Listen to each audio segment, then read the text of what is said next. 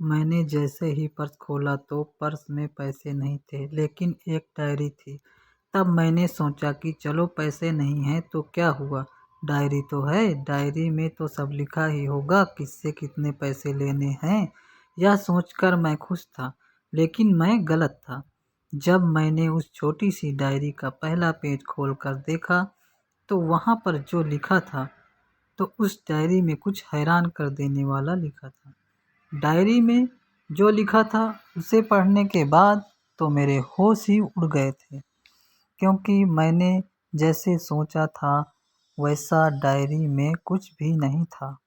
वहाँ पर पैसे लेने के बजाय पैसे देने का हिसाब लिखा था, जो पापा ने उधार लिए थे अलग अलग कामों के लिए। उस लिस्ट में ये भी लिखा था कि 30,000 राजा राम से उधार लिए बेटे के कंप्यूटर के लिए। यह वही कंप्यूटर है जिसे मैं अभी भी यूज कर रहा हूँ, लेकिन मैंने कभी ये तक नहीं पूछा पापा से कि पापा, कंप्यूटर लेने के लिए पैसे कहाँ से आए या किससे लिए।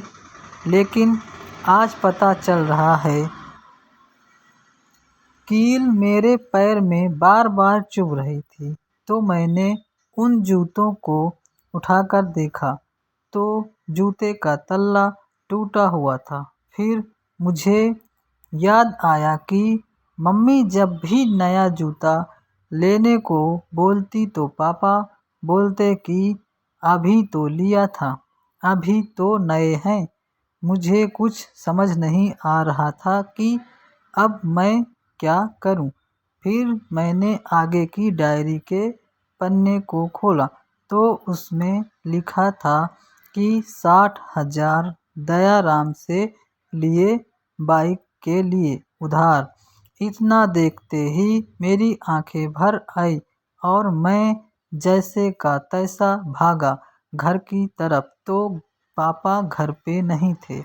फिर मैं बाइक की एजेंसी की तरफ भागा और जैसे ही पहुंचा तो देखा कि पापा बाइक के पैसे दे रहे थे। मैंने दौड़ के पापा को गले लगाया और मेरी आंखें भर आई। पापा एकाएक हो गए। पापा समझ ही नहीं पा रहे कि आखिर ये कर क्या रहा है। तब मैंने कहा, पापा आप घर चलिए, मुझे बाइक नहीं चाहिए, आप जूते ले लीजिए। अब मैं समझ गया हूँ और आज से अब मैं पढ़ लिख कर खुद सब करूँगा। दोस्तों, आप भी अपने